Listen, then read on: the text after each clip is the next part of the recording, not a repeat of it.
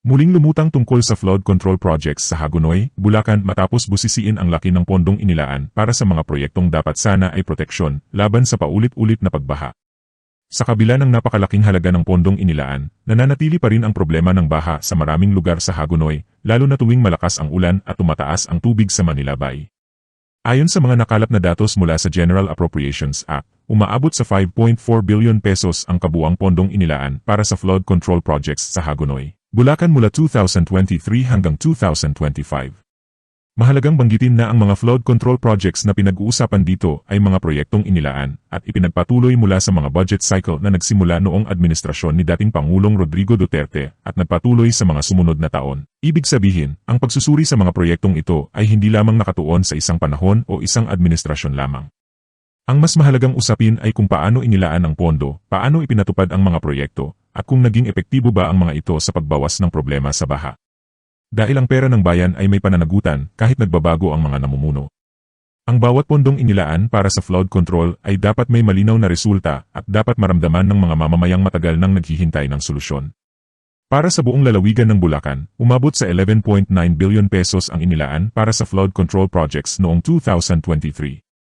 Noong 2024 naman, umabot sa 14.6 billion pesos ang kabuuang budget para sa flood control projects sa Bulacan.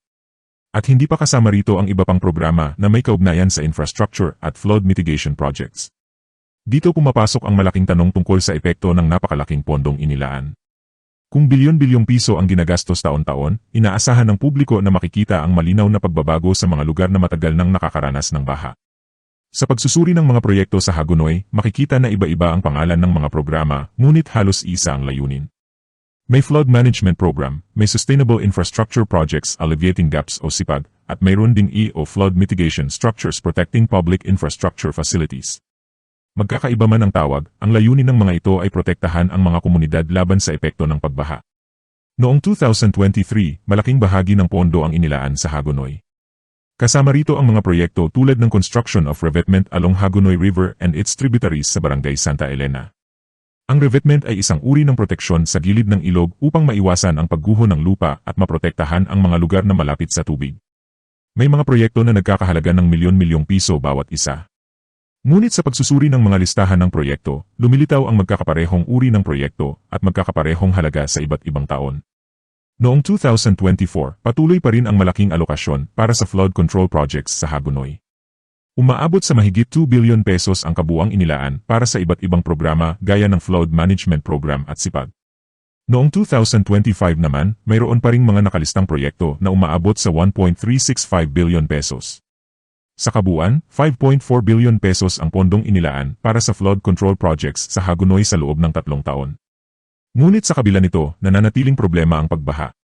Mahalagang maintindihan na ang Hagonoy ay isang lugar na malapit sa Manila Bay kaya natural na may malaking hamon kapag mataas ang tubig dagat.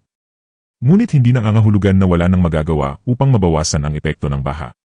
Kung tama ang pagpaplano, maayos ang disenyo ng proyekto, at maayos ang pagpapatupad, maaaring magkaroon ng malaking pagbabago. Ang problema ay kapag patuloy ang paglalaan ng malaking pondo, ngunit hindi nakikita ng mga residente ang inaasahang resulta. Dito pumapasok ang pangangailangan para sa masusing pagsusuri sa bawat proyekto. Hindi lamang sapat na may budget.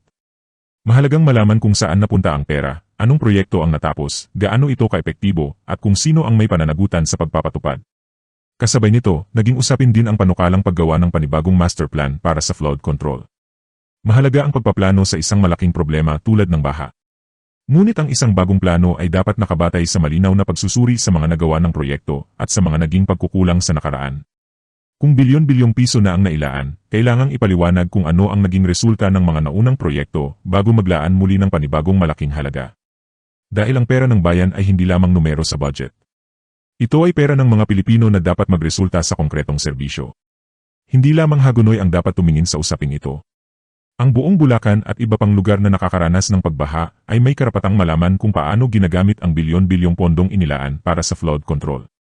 Ang pananagutan sa proyekto ng gobyerno ay hindi lamang tungkol sa paggawa ng budget. Ito ay tungkol sa resulta. Kung may malaking pondong inilaan, dapat may malaking pagbabago ring maramdaman ng mga tao.